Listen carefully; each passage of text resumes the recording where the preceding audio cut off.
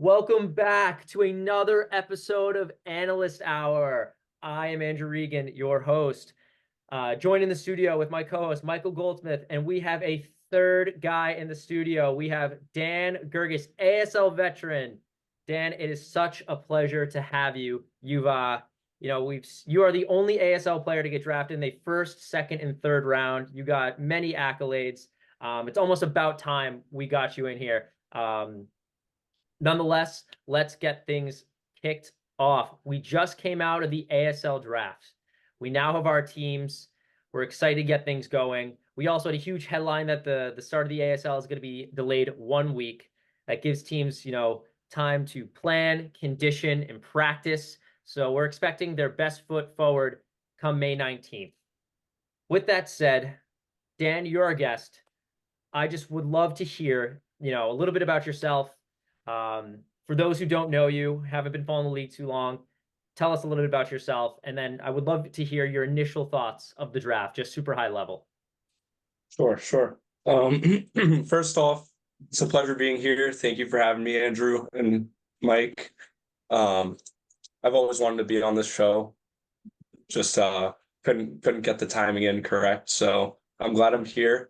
A lot to talk about today. I like the way the draft went. I think mostly people fell where they were supposed to fall. People drafted their friends, as we always see. That's a pattern in this league. I don't think we'll ever get past that. And I think it's pretty cool. People want to play with their friends. I'm okay with it. But that just means some people who might be a little bit better or a little bit worse are going a little higher or lower than they're supposed to go. So it could shake things up. All right. A little cryptic. I like it. Mike, I would love to hand the mic over to you. Yeah, I mean, kind of piggybacking off what Dan said, I think there's always a lot of people taking their friends, but you got to kind of find that balance of you want to take your friend, but where do you take him? I think a great example would be the Legion, where Costa made it very public he wanted George, but showed discipline and got him in the second round instead of making a crazy reach on the first, or Nick Silva, who wanted Luke Pratty, waited to the third to get him. So it's a good balance of both. I don't think any captain should get a bad draft grade. I think they all did a pretty good job for the most part. Nothing stood out too much, but overall there was some surprises in there that we'll get to. But I think it was a pretty status quo draft for the most part, and I think captains really prioritize winning a lot more than usual as well. Yeah, Dan, I'm really glad you brought that up about like a lot of guys draft friends, because at the core, that's what this league is about. The league started with Mike and I, two guys who love basketball and, dare I say, blessed with basketball brains, trapped in non-athletic bodies. And that is the core of this league. We wanted to play basketball in a competitive way and in a fun way. And guys have really found that balance of drafting guys that they want to play with and that they're friends with. They also want to win. So I think you guys brought up really good points. But obviously, we are fresh out of the draft. I told you guys to essentially prepare one team that you want to do a deep dive into. So I will take the pleasure in kicking us off just to kind of set the pace. Obviously, we have 8 teams, 8 captains. A lot of guys drafted well. I would say 98% were pretty good picks. Maybe not the best pick at the best time, but I think there was no pick that was detrimental to a team. However, the one team that I want to do my deep dive into is going to be Nick Silva and the Black Bears. So for context, it's Nick Silva, Cole Chingris, Arvin Nunez, and Luke Pratty. I really want to do a deep dive into this team really quick because Nick Silva had a very polarizing rookie year. As we know, we started off 0-3. We saw him at his worst. Flipping the switch, he's competing in the ASL championship that year. Takes the next year off. Little bit of a hiatus. The show goes on, and now he's back. He is so talented and so driven, and obviously an elite defender. The reason I want to do a deep dive into them is because I think they're a bigger question mark than people may think. Now, I'm very curious to see if Nick Silva hit his stride at the right time, and that's why we saw a lot of success. Also, the Stampede that year had the best team, hands down, the deepest team. So that's another thing I want to see, because obviously the Black Bears, as good as they are, you're essentially switching out Costa and Dan from the Stampede to Arvin and Luke. Not a huge drop off, but definitely a drop off considering Costa is now a captain and Dan is no longer a fourth man. So that's really why I'm really going to give a looking glass into this Black Bears team. I think I'm not super sold on them just yet in the sense of, are they going to be championship contenders? But they're obvious. I'm not writing them off in the slightest. This is not an accusation at all, but we haven't seen Nick Silva at the balance, if you know what I mean. He's either doing really poorly or incredibly well. So that's what I'm really looking for. I want to find the Black Bears balance. I would love to hear your guys' takes. Dan, you want to go? Yeah, sure. I mean, I played with this exact configuration of a team, as you mentioned. So I know Silva can have his highs and lows, and I think a lot of it for Silva is just mental. Sometimes he comes into games knowing he's just going to dominate, and he does. Sometimes he's not so confident, and it really hurts his game. So I'd like to see Silva be more confident and really have his head right coming into games. And I think that'll translate to a lot more success on the court. Speaking on the pieces around him, I think it's pretty similar. You have a shooter like Arvin. I know Luke improved his shooting over the off season. So it's not like the shooting drop off is super major. There's definitely a drop off, I would say. But I think he's still got the shooters in the right places. He's got the big man in Cole. I think this team will do all right. They're probably playoff bound. If I were to give a guess right now, I think they make the playoffs. I completely agree. Yeah, I would say so too. I think on paper you could make a great case for them being the best defensive all-around team in the league. I mean, you have Nick Silva, Arvin Nunez, Cole Chingris. Arvin has won or was nominated for Depoy. Cole as well. Nick has also showed great job of taking that captain out of the game. He might get more points dropped in his head because he's guarding the best player than the other two, but he still is an incredible defender. I think if you're going to beat them, it's going to be a very long game regardless. They have a little bit of everything except for that true facilitating point guard. You have a little bit of shooting with Arvin. You have that inside game with Cole and Nick as well. And Nick does a little bit of everything. And Luke also improved his shot. They don't have a true facilitator, which could be scary. You really do want that guy to organize the offense, run the show like a Colin does, like a Louis does. So I think that that is their only glaring weakness, but I would disagree that Silva caught fire at the right time. I think they just, you threw them all together and they had a tough 3 games starting 0-3 on the Stampede. But once they figured it out, I would, they went off at the end of the year, and I would assume they'd build on that and continue into this season. And I don't think the drop off in talent is very major. And I think they're poised to make the playoffs and potentially another deep run. Yeah, I think they are playoff bound, and I guess I'll close this door with this final take. I think the difference between the Stampede and the Black Bears is that the Stampede, each player had the ability, and I shouldn't say each player, in terms of Costa and Dan, they had the ability to create their own shots, and regardless of the external factors, could put the ball in the hoop. I think the Black Bears are going to have to rely more on chemistry and having a scheme because you don't really have that wing like Dan was or that shot creator that Costa was. So I do think they're playoff bound. Like I said, none of these were accusations, but rather questions that is boggling in my mind. But yeah, we will close that door there. Mike, now that I kind of set the tone and set the pace with our team deep dive, who do you want to deep dive into after this draft? Yeah, so I am going to take a deep dive into the Hoopers. That is captained by Jack Curtin, and he selected Campbell Prentice, Justin Mburu, and Owen Bollinger. I think this is an incredibly complete team. And obviously they have Jack Curtin as a captain. We talked about it. He was the MVP front runner while he was there. They went 4-0 with him, 0-3 without him. His importance to a team cannot be overstated. You have Campbell as the first round pick, a D-point nominee. He had Carter Brzezinski as his big man last year, setting screens, fitting into his system with the pick and roll, using him in the paint, in the post. I think he will hit Campbell in the right spots. I think he'll use him in a similar way. I don't think there's that big of a drop off between Carter and Campbell. And I think I think Curtin's going to use him great as he did with Carter last year. I think the X factor for this team is Justin Mburu, because this is his first season in the league. He's kind of a scrappy defending point guard, not necessarily a pure shooter, but good facilitator, good kind of defender. And this team, it's obviously Curtin's team, but his play will be the X factor. We haven't seen him in this environment. We know plenty of rookies have come in and been caught off guard by the competitive nature of the league, how the league works, how systems, subbing, and whatnot. Curtin's one of the few who kind of avoided the rookie curse, but we'll see how Mburu does. And being a second round pick, going earlier than we thought he would, even though he kind of belongs there, I think that's a huge pick. You have Owen Bollinger to help clean the glass alongside Campbell, also a very good defender in his own. You don't really need him to score when you have players like Jack and Campbell and Justin on there. So I think Owen's going to fit great into his role.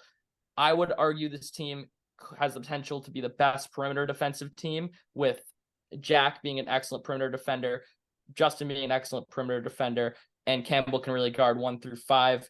Their only thing they're missing is a pure shooter, but I think they have enough to work around that. I think this team will make the playoffs as long as Curtin stays healthy, and it's gonna be really hard to game plan for this team just because of how little they're missing. Yeah, I think that's a great point. I think the league last year was kind of blessed by getting used to Curtin's absence due to his injury. I hope he comes in guns blazing, something to prove. I think this team is an upgrade, to be honest. I think you said he covered really all of his bases in the draft. Thank you for doing that deep dive. I have very high expectations for the Hoopers, and if I were opposing them, you can't write them off. You got to play your best, put your best foot forward. They're definitely going to be, like one of the top seed teams. That's not a hot take at all. Dan, what do you think? I think Curtin's a very good leader in terms of a basketball team. He knows how to find his guys in the right spots. He knows how to play the game. He has a good mind for it. He's quick. He is probably the biggest hustler in terms of chasing down loose balls and stuff in our entire league. Having a captain like that, I would love to have a captain like that, No knock on Nick Resendez. I know he's got his game. It's a little different than Curtin's, but Curtin really brings energy to his squad. So I'm excited to see what they can do there. Absolutely. And then last but not least, Dan, what's your deep dive? My deep dive, a lot of people probably could see this coming. I'm gonna be talking about the Sizzlers with Connor Fu, who drafted Matt Schuerk, AJ, and Jesse. I think this team is very strong, very tall, very quick for their size as well. They're great hustlers. I just think they have some question marks in terms of 3-point shooting and really putting up points in a hurry this year. A lot of these games are going to be played outside. Those rims are not forgiving. You need some pure shooters out there to make some buckets. So I don't know. Fu's lost a little bit of his touch on the 3-point line. He's gotten pretty big in the gym, so I think he'll be focusing more on driving and whatnot. I know, Mike, you like that in Fu's game. You want to see him drive more.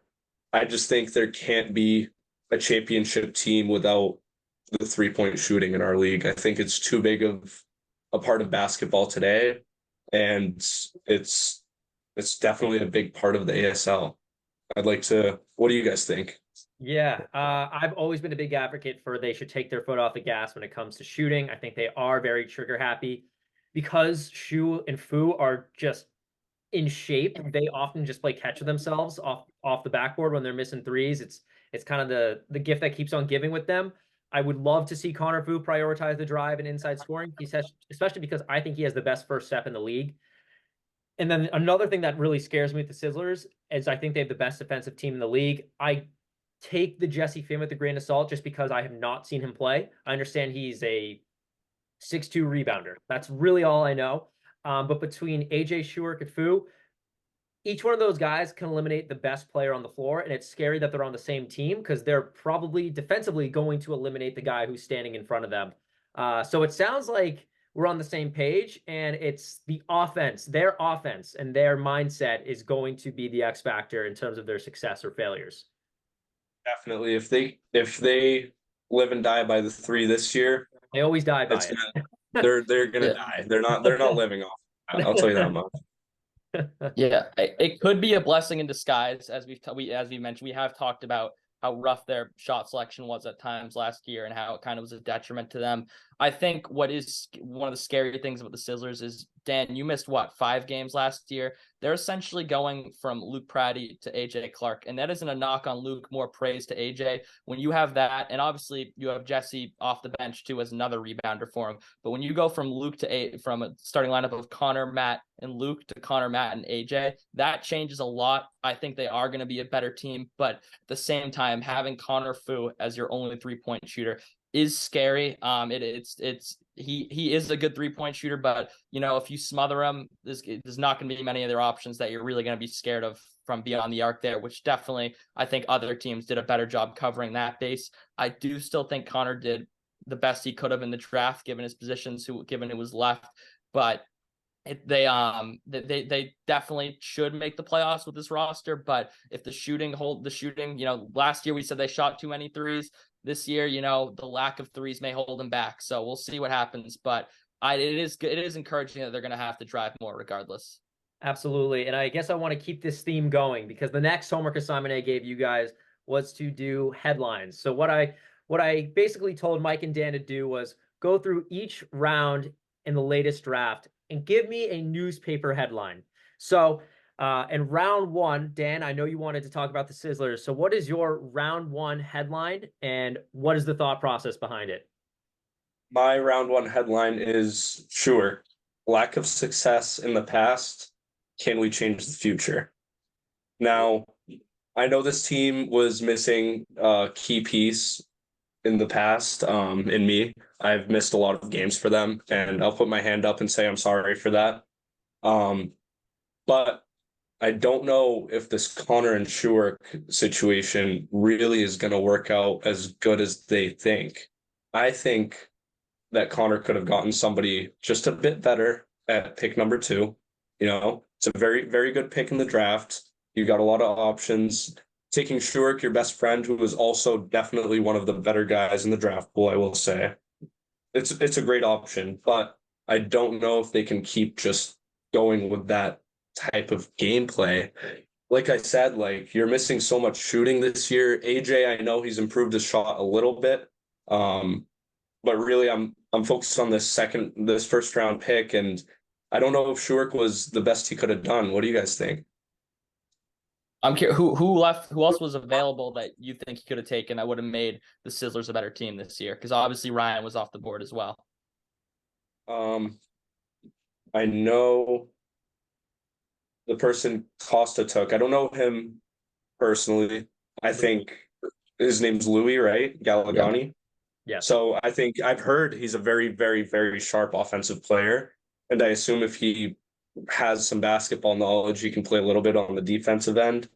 I really think Tyler Trapp should have been picked up there. I think Trapp would have been a perfect fit for Connor. He's a big, he can get some boards. He can also stretch the floor a lot better than Schuark can.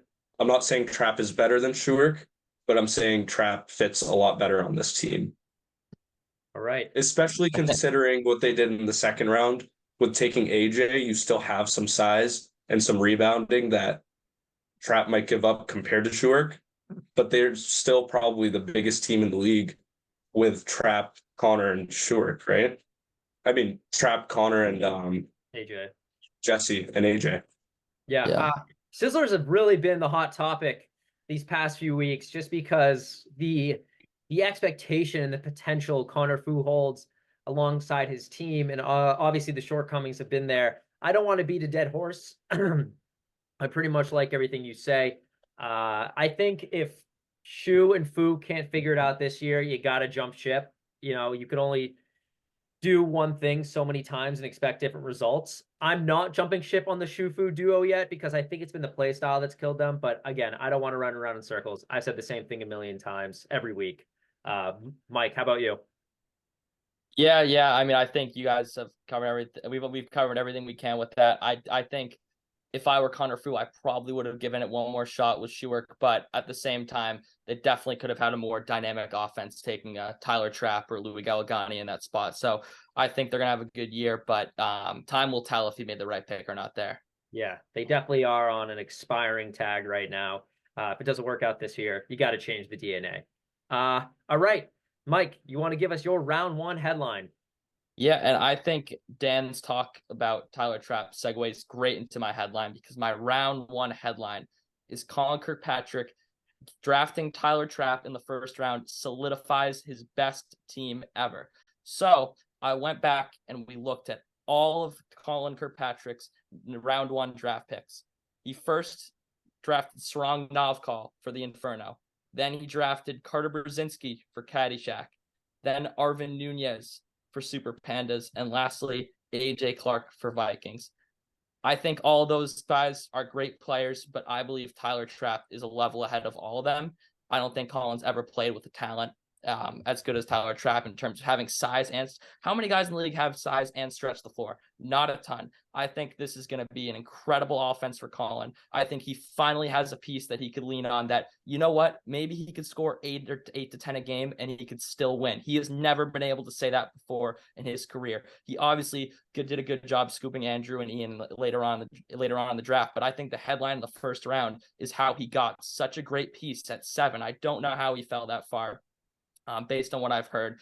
And I think that Colin is gonna have a lot of relief, not feeling like he has to put the cape on every single game, carry his team every single game. Tyler Trapp is going to ease the burden for him and will solidify his best team ever. This is so comforting to hear because I know nothing about Tyler Trapp's game, and I love how Dan is making everyone feel like idiots that Tyler fell that low.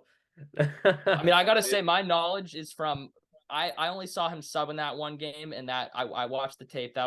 He was great in that game, and I've heard from Dan, I've heard from a few others how good he is, even since we shot that first analyst hour. And just yeah, I think that this is going to be terrifying for the rest of the league with what the Thunderbirds are going to do there. Yeah, Dan, please go because I think it's criminal to let Tyler Trapp go as late as he did. That's all I'll say. I said it before the draft. I said Trapp cannot go as far as the predictions said, and he went pretty late, guys. I don't know. He went even later than the predictions, right? Am I right? Yeah, someone had him at 6. I think Michael had him at 6. Yeah, that was 6. Yeah. Yeah. So 7th, I don't know. It's going to be scary playing Colin's team. I'll say that. I'm not excited to play his team. Mike, I think you hit the nail on the head. I think looking back, Colin has been one piece away every year, whether it's not having kind of like a sidekick. So Colin really, like you said, has to put the cape on and carry his team to a win. So that's been a struggle. He's also not had a full facilitator in the years past. He's also had, he struggled defensively years past. And I think you're right. If this Tyler Trapp headline is correct, then yes, I agree. It sounds like he has a versatile team. He really has a good second option who can be the first option at some times. Colin in the past has had to drop at least 15 if he wants to win games. And if Tyler Trapp is as good as everyone's saying, and that's not the case anymore, then yes, this is the best team he's ever had solidified. He has defense, he has facilitating, he has shooting, he has a big, he has himself, and obviously he has chemistry with Ian, who's proven to be a pretty good fourth man. So I guess I'll close there. My round one headline is Gallegani falls to 4, cementing the Legion's trade win. It's no surprise that Costa was kind of cornered into making a trade. His phone was blowing up. Everyone wanted that first pick. And he was obviously very public about wanting George, which definitely didn't help his case when it came to the negotiating table. Didn't have a ton of leverage. So by him making that trade, dropping down to the 4th pick and still getting the most talented guy in the draft and boosting his 3rd round pick, point blank, that was the best move for him. I thought he was an idiot for making that trade. I thought Gallegani is going to be off the table. What is Costa going to do? He needs skill. Gallegani, people passed over him, still went to Costa. He was able to get Goldsmith in the 3rd round, and obviously he was still able to get George. I don't think it was like a horrible move for the Phantom, but the fact that Costa did it, I think that was a great move for him. I think they won the trade. I would love to hear your guys' take. Obviously, Mike, you were involved in that trade, so I would love to hear your take. I mean, obviously, I'm biased here, but I think he did an excellent job. I think when he first made that trade, my first reaction is he lost it because there was a clear top 3 in the draft. being Schuerk, Ryan, and Louis. And I'm like, you cannot trade below that 3 spot. If you're you're objectively the least talented captain in the pool, you need a top 3 guy. And he traded down. He got a better 3rd round pick, and he got the guy that he wanted, and he ends up looking like a genius. He ends up being the winner of the trade. And I think it was a great move on his part. And he really turned around the perception that when Louis fell to 4. Also, Mike, I know we don't always see eye to eye, but I don't think that could have been stated any more perfectly. Thanks, Dan. I before that trade was made, or when I heard rumors of that trade being made, I was like, that's terrible. Costa can't do that. He's gonna throw the season. And he still got Louis. I haven't seen Louis play. I don't know exactly how he plays, but if he's as good as he's hyped up to be, I think Costa made a great decision by making that trade. yeah. I would also like to ask, Mike, I guess you were more involved with the rumors than I was. Let's say that trade didn't happen. Was Cadigan gonna fall to 4 anyway? Because we knew Resendez wanted Carter, and we knew Schuerk was juggling Cadigan and Schuerk. So, was Cadigan gonna fall to 4 anyway? Yeah, I mean, I believe if Louis was always Costa's guy, then he had to have, because I think Connor Fu was always set on Matt Schuerk. I was wrong in my prediction in that. And I think Connor and Nick as well. Nick was always set on Carter. I think he would have fallen regardless. So at that point, I think it also would have been a little different, because I think Alex needed a big when Costa just needed as much talent as possible. So it changes a little bit. But I think Costa got the right guy, and I think he would have got him at number 1 as well, as far as I know. Okay, I guess that was my question. Yeah, I know Costa was between Ryan and Louis. I guess we'll have to ask him, because that would really solidify it. But nonetheless, that's my headline. Gallegani falls at 4, cementing Legion's trade win. Now let's go to the second round. Dan, why don't you kick us off? All right. What really stood out to me in the second round, and this might go as a shocker to a lot of people, but seeing Let's read the CJ headline. Puglisi, CJ goes bottom of the second, too early or just right.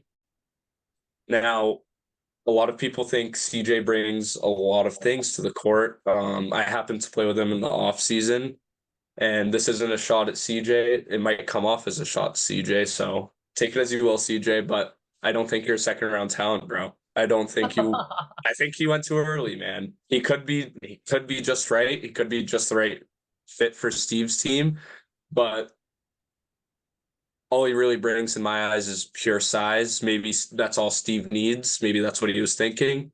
Maybe Steve is overestimating his athleticism, because, as we know, CJ was a very good lacrosse player, to his credit. He did his thing on that field. So maybe Steve thought it would translate. I don't know exactly what Steve was thinking, but my opinion is Steve probably could have gotten a better player at that pick. Curious to think what you guys think.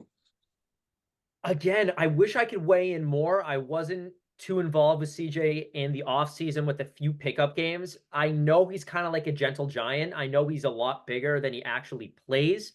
I know he's not a guy to throw a shoulder. I don't know if he's just too nice, or he's never been in a competitive atmosphere while playing basketball.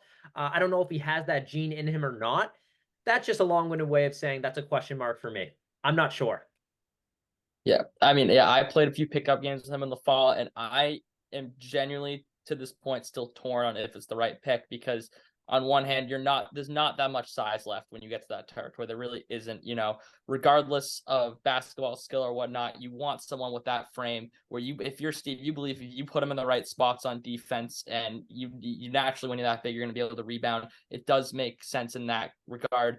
I do wonder if, I don't think he's necessarily a second round talent, but I do think that I wonder if that outweighs the natural size, frame, and athleticism he does have. So that kind of leads me to be torn on that. And we're going to have to see what he does, and how I think Steve's going to use him very well. But we really have to see, does his natural size and athleticism outweigh maybe the lack of pure basketball skill? And it's a really tough call to make. And I think Steve took a gamble, and time will tell if it pays off.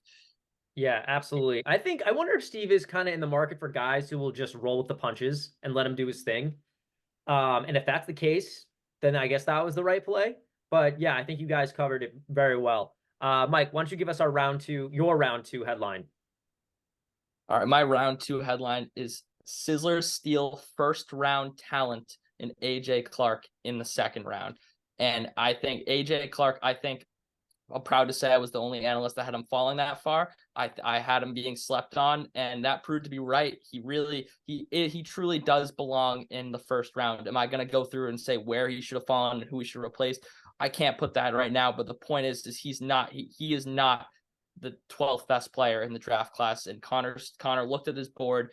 He saw that was the best available talent. He obviously needed shooting. Definitely had to consider taking Dan there, but he made the right move. This guy is just the pure, you cannot build a better utility player with the screen setting. The IQ is off the charts, and you really don't see that until you're matched up against him. But his IQ is off the charts. He's a playmaker. He basically brings every aspect to the game except for shooting, which again, they do kind of need another shooter, but he fills every hole that they had last year. So I think he's a steal. I think he is a first round talent. I think most of the league knows that and had guys they wanted in the first round.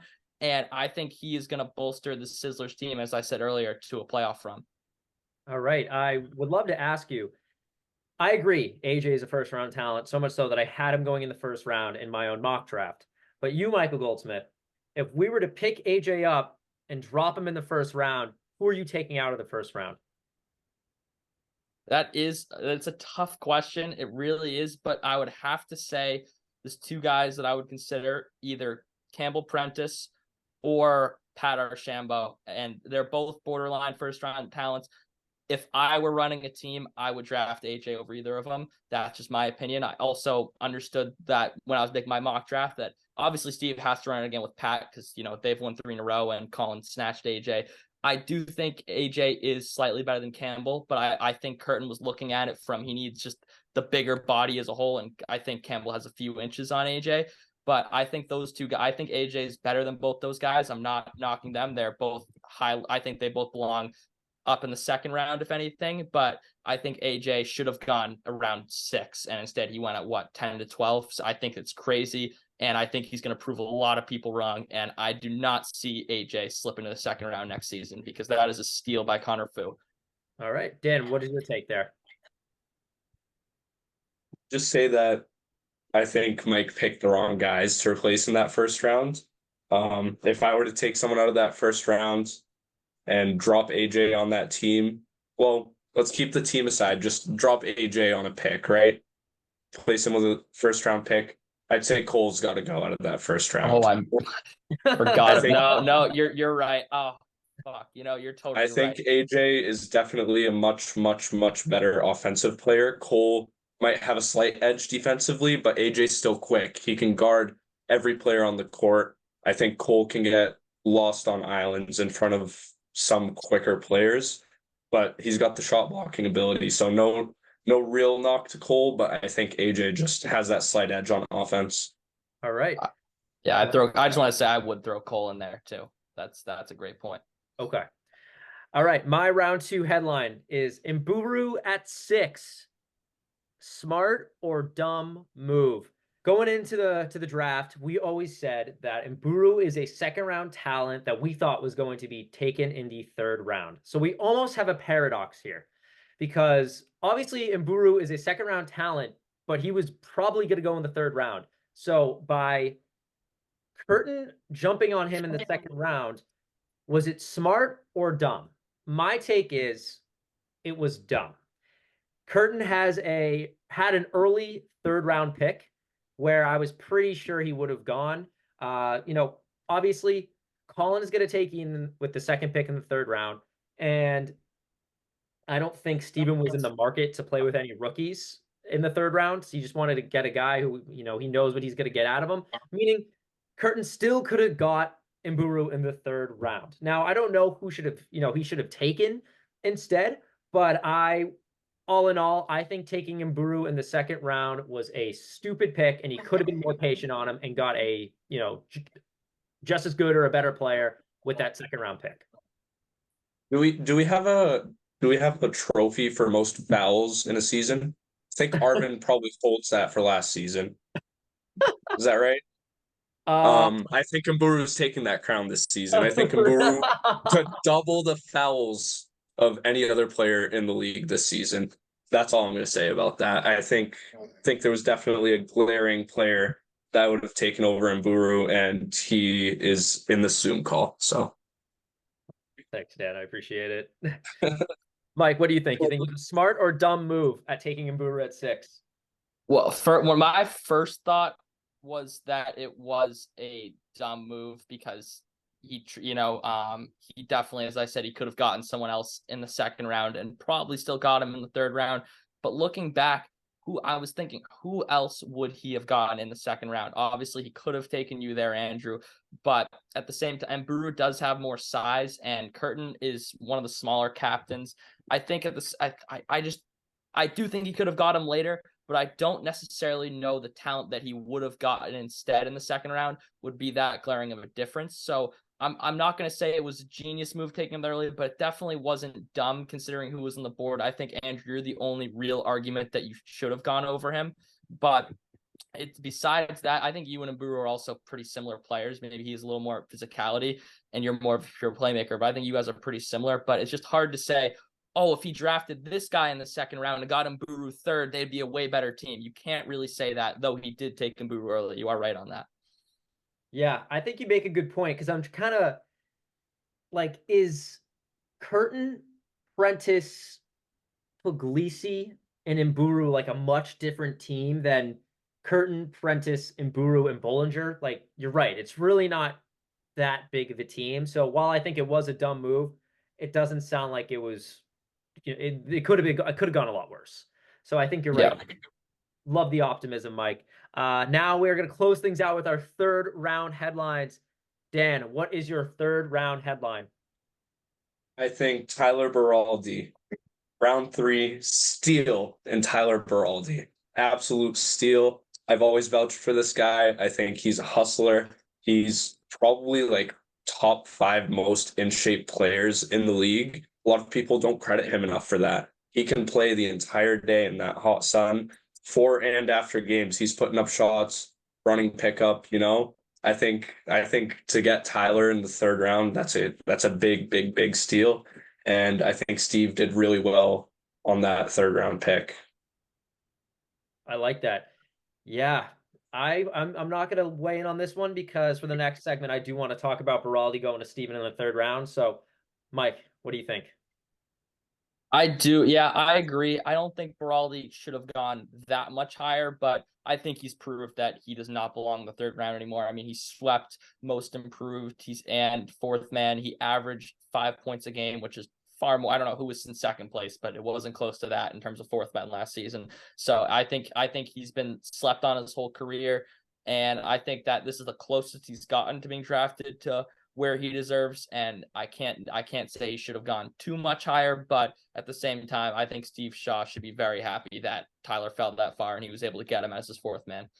Yeah, I think this is going to be one of the first years where without a permanent sub, because obviously we know what happened when Steven rolled his ankle, they got a permanent sub, played without him. They still were really good. I think this is also a year where I shouldn't say one of the first. Steven always somehow gets really good teams, but this is also going to go in that category where if Steven were to couldn't show up a week, I don't think they'd be out of it as much as people think. You have a really good scorer and good facilitator in Pat. You have some size in CJ. Again, I'm going to put an asterisk next to that name just because I have no idea what he brings to the table. And then obviously we know what Beraldi's capable of. He's a scrappy defender. He's going to score. If there's a loose ball, he is the one to throw himself on the pavement to get it. And those are possessions that add up. It's kind of like the Marcus Smart thing where it's like, yeah, it doesn't show up on the stat sheet, but all those dividends that you collect over time really allow for big wins. So very excited to see what Tyler Beraldi brings to the Dogs. And they're, hopefully we're not talking about him come championship time, but Vegas would say otherwise. Mike, what is your third round headline? Yeah, I think the headline I'm going with is the headline in the third round, and that is Nick Germano shockingly falls to the third last pick overall. I mean, Nick Germano, I have probably said this 20 times in this podcast. I'm going to say it the 21st time. Everyone hates, every lower level player that he has put on hates being guarded by him. He is the Patrick Beverley of the ASL with his defense. Does he bring much to the offense?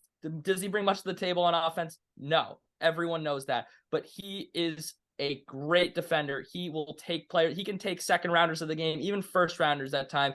When you're drafting in the third round, you want someone who can fill a role, whether it be, oh, I need a shooter. Then maybe you look at me or Luke. Oh, I needed a rebounder. You look at Owen Bullinger. Oh, if you're looking for a pure defender, you take Nick Germano. And I cannot believe that none of those captains really wanted a pure defender to come off the bench, bring that spark in the third round, and he fell all the way down there. I think he is gonna, we already know what he brings to the table, and he's still gonna have to prove people wrong. He knows he fell too far. I think the captains might have realized it after the fact. He's just a great defensive talent like that. When you have a skill set in this league that you're that good at, you should be at the top of the third round latest.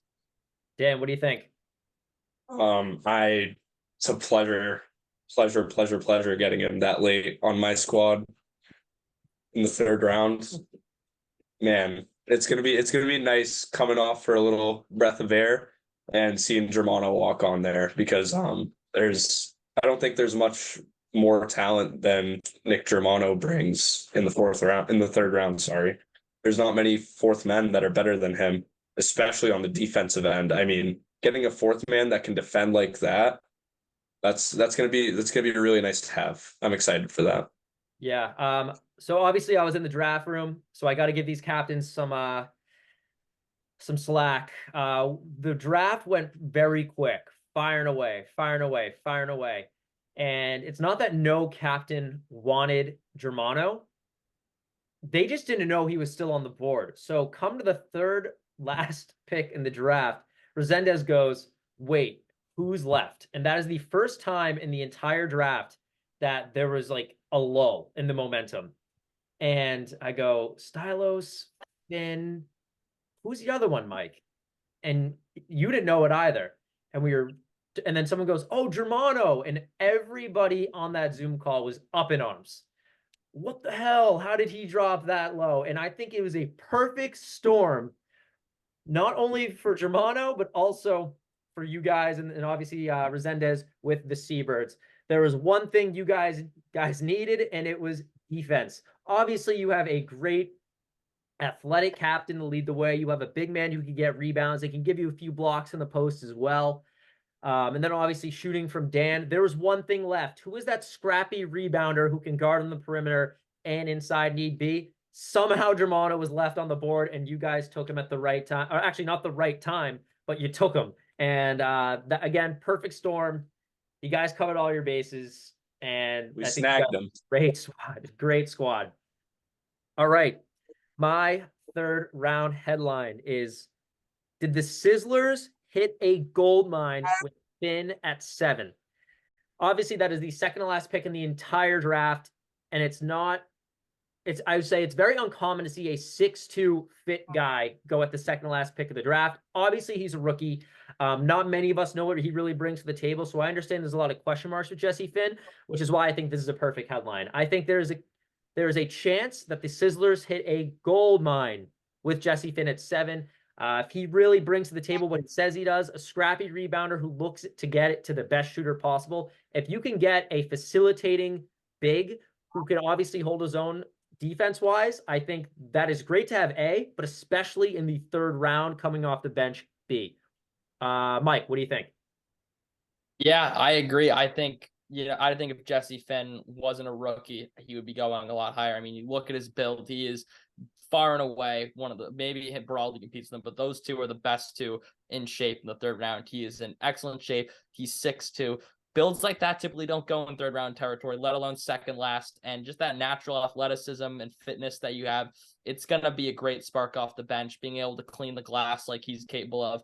I was able to play with him once the past few weeks. He has an excellent vertical, and he's going to be cleaning the glass, and he's going to come in for AJ, and I think he's going to fill that AJ spot very well. They could do kind of what, last season we saw with the Hatamotos, how they kind of shuffled in Cole and Germano, and one of them was always fresh. I think the Sizzlers have a great potential to do that here with AJ and Jesse Finn and have a great player with fresh legs at all time. I agree with you on that headline.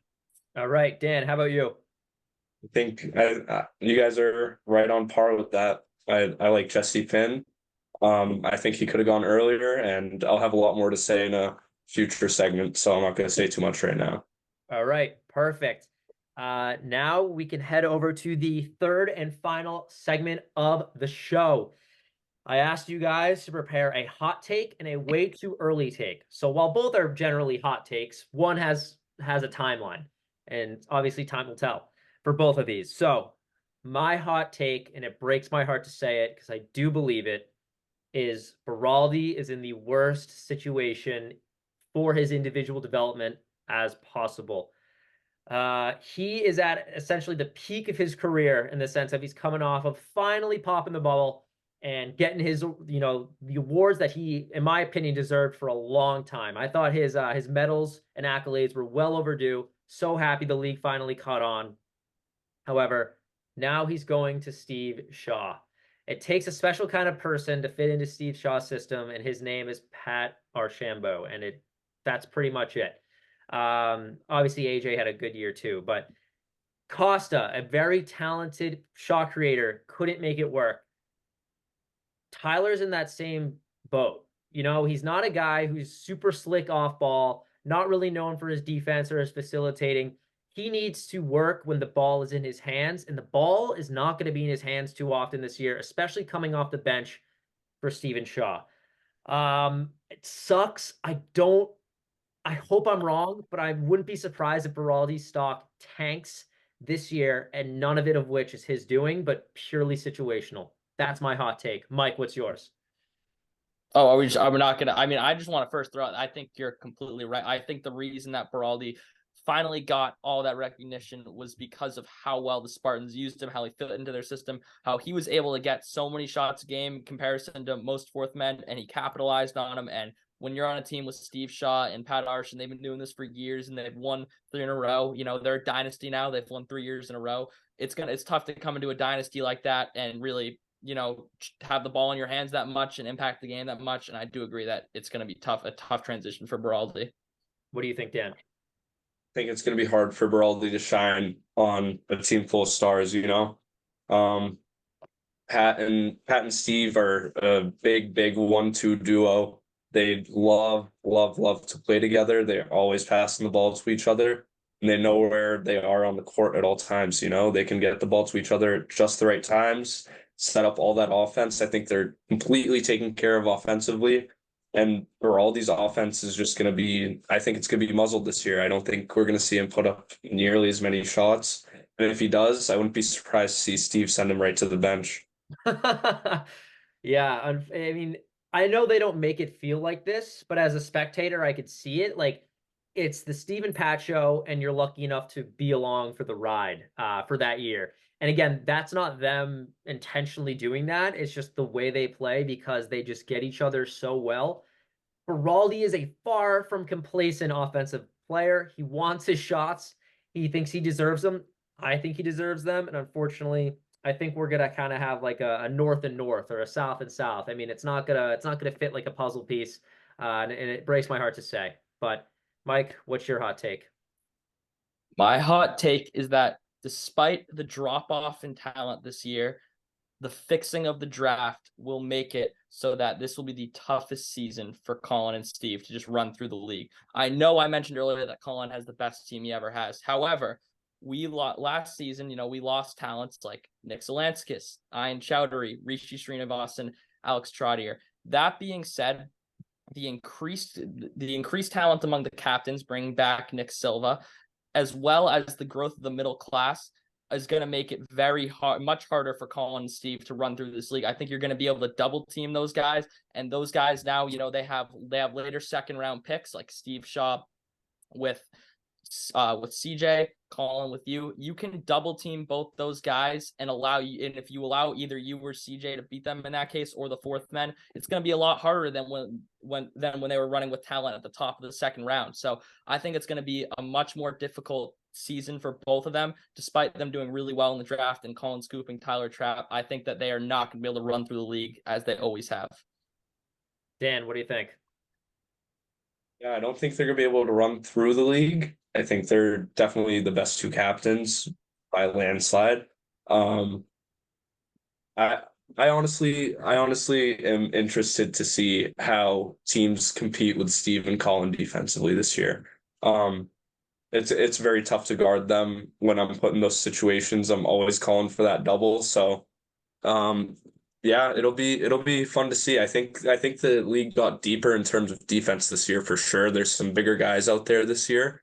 We might have lost some offense in the draft pool, but I think we replaced that with a lot of size. So it's gonna be interesting to see how Steve and Colin especially maneuvers around that increase of size. Yeah, I think both are great points.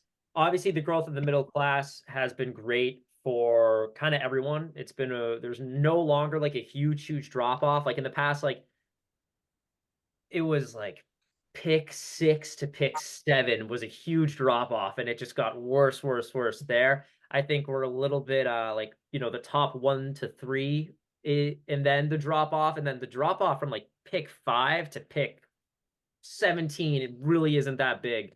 So obviously I'm kind of making up those numbers on the top of my head, but you guys know what I'm saying.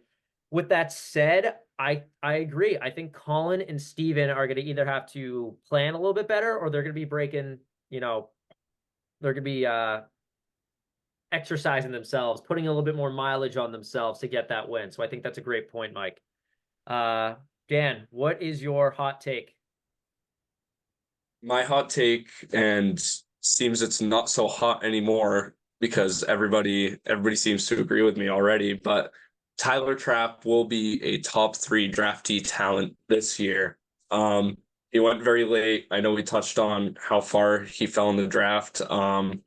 He should not have fallen that far. I think a lot of guys, a lot of captains will come to regret letting him fall that far. I've played a few games of basketball with Tyler Trapp in the past. He can shoot, he can rebound, he can score, he can do everything on the court. He can even pass the ball pretty well for a big man. You don't get that out of a lot of our big men, especially. So seeing Tyler fall that far, it incited me to make this take, and I think it's a not so hot take, and I think it will happen. Tyler Trapp could be, dare I say, the #1 draftee talent this year. I love it. Again, that is so great to hear as a Thunderbird. Uh, I love hearing these words from you. If that's the case, that he's just this athletic, well-rounded big who can kind of, get involved in every facet of the game. That's music to my ears. I love to hear that. And he already has chemistry with Colin, and Colin loves chemistry. It's honestly, I'm sure he credits a lot of his success to it as well. So I would love to come back and wrap around this in a few months, and I would love to see that Tyler Beraldi is a top 3 or even the best pick in the draft pool. Tyler Trapp. What did I say? Beraldi? Sorry, Tyler Trapp. Yeah, I think I already spoke on that earlier, so I think we've already covered that there. But yeah, I think it really could prove to haunt a lot of teams, letting them fall that far, as I said. All right. Last but not least, I gave you guys the assignment of giving a way too early take. So yeah, this is going to be a hot take as well. But this is you essentially. There's going to be a timeline on this, and you got to kind of take the evidence of what we have now. You are given no indication of this take. You are simply making it way too early. So I'd love to kick us off with, this guy, in my opinion, has really gotten slept on these past few years. Was unfortunately in a dumpster fire last year of a team. So with that said, he gets his shot right. He keeps playing scrappy defense. I got Stylos for most improved. Wow, there's a lot of potential there just because the system he was in. I think he averaged around like 1.5 to a game. I think he can do way better than that. He was in a really tough system and a really tough team.